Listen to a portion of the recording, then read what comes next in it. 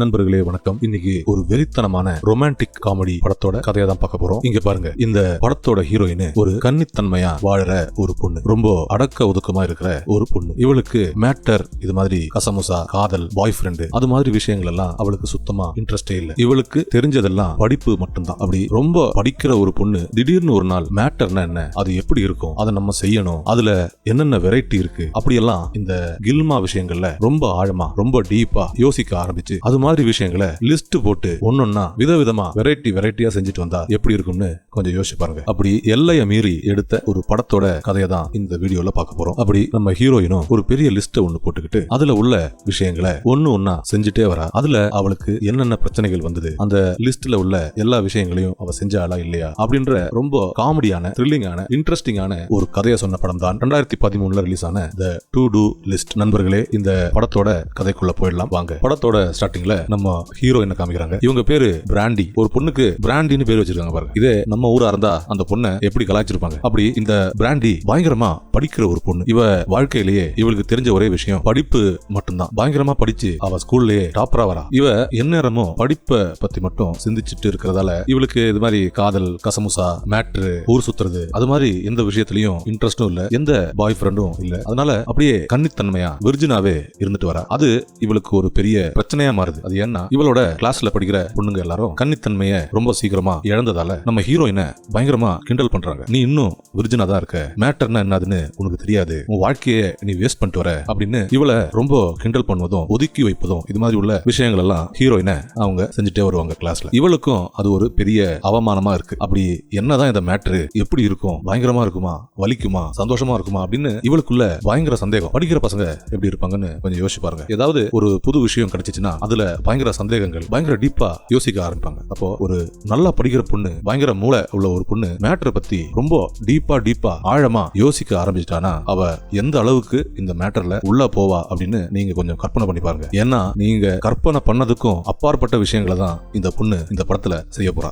ரொம்ப ஓப்பனா இந்த படத்தை எடுத்திருக்காங்க. இது ஒரு ரொமான்டிக் காமெடி படம். நம்ம நாட்டுல எல்லாம் இது மாதிரி படத்தை எடுக்கவே முடியாது இன்னும் ஒரு 100-200 வருஷத்துக்கு. அந்த அளவுக்கு ரொம்ப எல்லையை மீறி ஒரு குஜாலா, கில்மாவா இந்த படத்தை ஒரு வேற லெவல்ல எடுத்து வச்சிருக்காங்க. இந்த படத்தோட கதையை ஒழுங்கா சொல்லணும்னா கொஞ்சம் வெளிப்படையா தான் பேசி ஆகணும். ஏன்னா இந்த படத்தோட கதை அப்படிப்பட்ட ஒரு கதை. இப்போ நம்ம ஹீரோயின் +2 முடிச்சிருக்காங்க. அந்த ஊர்ல எல்லாம் +2 முடிக்கிற அன்னைக்கு லாஸ்ட் டே ஒரு ஃபேர்வெல் பார்ட்டி மாதிரி வைப்பாங்க. அப்போ அந்த பார்ட்டியில நம்ம ஹீரோயின் தெரியாதனமா சரக்கு அடிச்சு ரொம்ப போதையாயி ரஸ்டி வாட்டர்ஸ் அப்படின்னு பேருள்ள இந்த படத்தோட ஹீரோ, ஒரு வாட்டசாட்டமான ஒரு பையன். அவனை பார்த்து இவளுக்கு கொஞ்சம் மூடு ஏறி போகுது. வேற என்ன சொல்றது இந்த இடத்துல. அப்படி அவனை பார்க்க இவளுக்குள்ள இதுவரைக்கும் தோணாத பல ஆசைகள் வர ஆரம்பிக்குது. சரக்கு வேற அடிச்சிருக்காளா. அப்புறம் அந்த பார்ட்டிலேயே இவங்க 2 பேரும் கொஞ்சம் நெருங்கி பழகி எல்லா விஷயங்களையும் செய்யல, ஆனா ஆரம்பிச்சு வைக்கிறாங்க. அந்த ஒரு அனுபவமே இந்த பொண்ணுக்கு ஒரு பயங்கரமான வேற லெவல் ஒரு ஃபீலிங்கை கொடுக்குது. ஏன்னா அவ வாழ்க்கையிலேயே அவ உடம்பு மேல வேற ஒரு ஆம்பளையோட கைப்பட்டதே இல்லை. அப்படி படிப்பு அப்படின்னு சின்சியரா வாழ்ந்த இந்த பொண்ணு இப்போ இது மாதிரி பார்ட்டிக்கெல்லாம் வந்து சரக்கெல்லாம் அடிச்சு கொஞ்சம்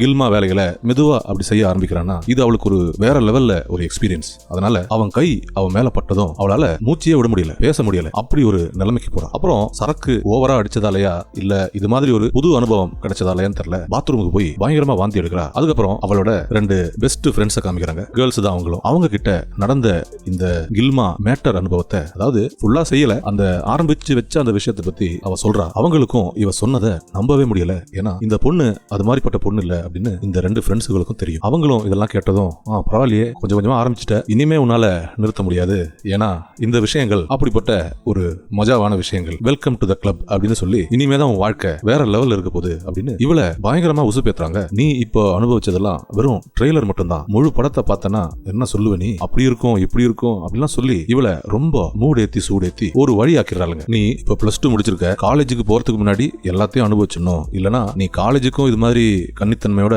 விர்ஜினா போய் நின்னு வச்சுக்கோ, உன்னை எல்லாரும் பயங்கரமா கலாய்ப்பாங்க, பயங்கரமா கிண்டல் பண்ணுவாங்க. அதனால காலேஜ் சேரத்துக்குள்ள நீ எப்படியாவது யாரையாவது கரெக்ட் பண்ணி அவங்க கூட எல்லாத்தையும் செஞ்சிடணும், சரியா அப்படின்னு இந்த ஃப்ரெண்ட்ஸுங்க இந்த பொண்ணை பயங்கரமா பயப்படுத்துறாங்க. அதெல்லாம் கேட்டு ஹீரோயினும், ஆமா இவங்க சொல்றதும் சரிதானே, ஸ்கூல்லே நம்மள எல்லாரும் ஒரு வேற மாதிரி பார்த்து ஒரு மாதிரி கலாய்ப்பாங்க, ஆனா காலேஜுக்குலாம் போனா அது எப்படி இருக்கும், ஓவரா கலாய்ப்பாங்க, அதனால எப்படியாவது யாரையாவது கரெக்ட் பண்ணி இவங்க சொல்ற எல்லா விஷயத்தையும் அனுபவிச்சிடணும் அப்படின்னு இவன் முடிவெடுக்கிறா. முடிவெடுத்த நம்ம ஹீரோயின் சும்மா இல்லாம ஒரு பெரிய பேப்பர் ஒன்னு எடுத்து அதுல ஒரு பெரிய லிஸ்ட் ஒன்னு போடுறா. ஒரு 50 ஐட்டம் இருக்கும். ஏன்னா இவ ரொம்ப படிக்கிற பொண்ணு இல்ல, படிக்கிற பசங்க இது மாதிரி தான் என்னென்ன அவங்களுக்கு கோல்ஸ் இருக்கு, இந்த எக்ஸாம்ல என்னென்ன சப்ஜெக்ட் நம்ம முதல்ல படிக்கணும் அப்படின்னு ஒரு பிளான் செய்வாங்க பேப்பர் எடுத்து. அது மாதிரி இவ எப்படி எல்லாம் மேட்டர் பண்ணணும் அப்படின்னு ஒரு 50 ஐட்டத்தை எழுதி வைக்கிறா பேப்பர்ல. அதுல அவ என்னென்ன எழுதுனா அப்படின்ற விஷயத்தெல்லாம் இப்போ உங்ககிட்ட வெளிப்படையா சொல்ல முடியாது. இருந்தாலும் நீங்க கற்பனை பண்ணிக்கோங்க. ஏன்னா இது மாதிரி விஷயங்கள்ல என்னென்ன விதவிதமான ஐட்டங்கள் இருக்கு, 50 ஐட்டம்னா அப்போ என்னென்ன இருக்கும் அப்படின்னு நீங்களே கொஞ்சம் இமேஜின் பண்ணி பாத்துக்கோங்க. வேணும்னா அந்த பொண்ணு எழுதுன அந்த லிஸ்ட்டை காமிக்கிறேன், அதை பாஸ் பண்ணி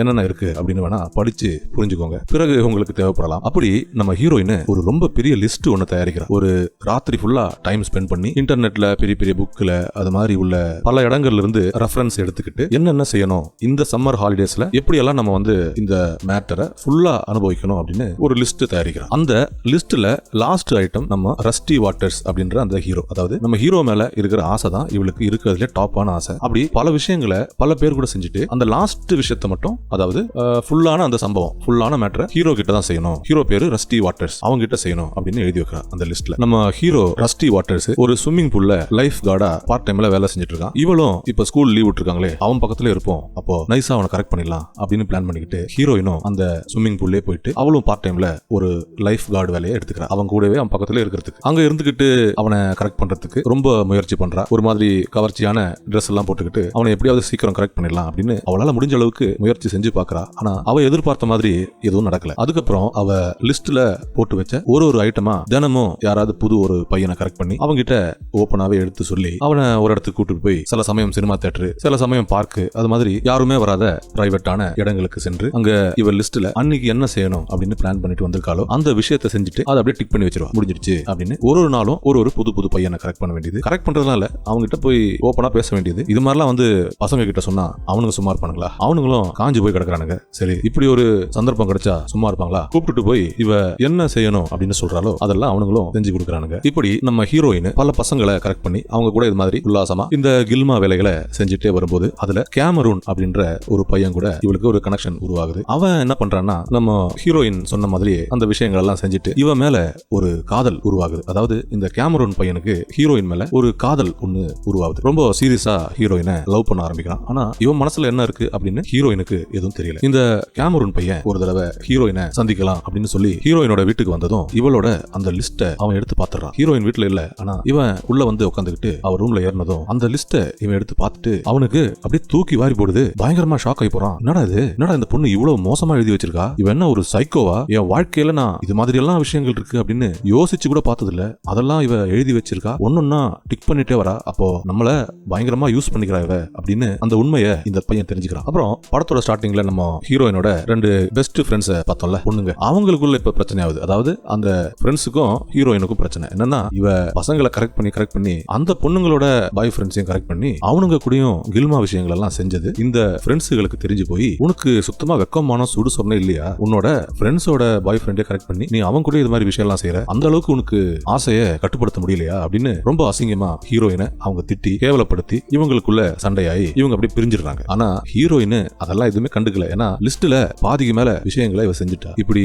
தினமும் பலான விஷயங்களை செஞ்சுட்டு வந்துட்டு இருக்கா. வேற ஒரு உலகத்துக்குள்ள இவன் நுழைஞ்சிட்டா. இப்போ இவ மனசுல படிப்பு, வாழ்க்கை, அவளோட லட்சியம், வேலை, அது மாதிரி எதுவுமே இல்ல. வெறும் மேட்ரு இது மட்டும் தான் இவ மனசுல. இப்போ அப்படி இருக்கிறதால நாளைக்கு யாரை கரெக்ட் பண்ணலாம், நாளைக்கு என்ன விஷயத்த செய்யலாம் அப்படின்னு மட்டும் தான் இவ மனசுல ஓடிக்கிட்டு இருக்கு. அப்புறம் ஒரு வழியா அந்த லிஸ்ட்ல இருக்கிற எல்லா விஷயங்களையும் செஞ்சு முடிச்சு கடைசி ஐட்டமான ரஸ்டி வாட்டர்ஸ் கூட எல்லாத்தையும் செய்யணும், ஃபுல்லா எல்லா விஷயத்தையும் செய்யணும் அப்படின்னு ஒரு ஐட்டத்தை போட்டு வச்சிருந்தா. அந்த விஷயத்த செய்ய ஆரம்பிக்கிறான். அவனை வந்து ஒரு நைட்டு கரெக்ட் பண்ணி ஒரு ஒதுக்குப்புறம் ஒரு காடு மாதிரி இருக்கிற இடத்துக்கு அவனை கொண்டு வந்து, அங்க யாருமே இல்ல, அப்படிப்பட்ட ஒரு இடம், பிரைவேட்டான ரொம்ப பிரைவசி உள்ள ஒரு இடம், அங்க கொண்டு வந்து இவங்க மெதுவா மங்களகரமா எதுக்கு வந்தாங்களோ அந்த விஷயத்தை அப்படியே ஆரம்பிக்கிறாங்க. ஆனா என்ன பிரச்சனை நடக்குதுன்னா, ஹீரோயின் அவ இது மாதிரி உள்ள புக்ஸ் புத்தகங்கள் படிச்சதுல அவ எங்கேயோ படிச்சிருக்கா. பொண்ணுங்க மேல ஏறி உட்காந்து செஞ்சா அவங்களுக்கு இன்னும் மஜாவா இருக்கும் அப்படின்னு இவளுக்கு தெரியறதால நான் இப்படி செய்யறேன் அப்படின்னு ஹீரோ கிட்ட சொல்லி அவன் மேல ஏறி உட்காந்துக்கிட்டு ரொம்ப வேகமா செஞ்சதால ஹீரோவால ரொம்ப நேரம் கட்டுப்படுத்த முடியல. அவனும் முடிஞ்ச அளவுக்கு தாக்கு பிடிக்க முயற்சி பண்ணிருக்கான். ஆனா இவளோட வேகம்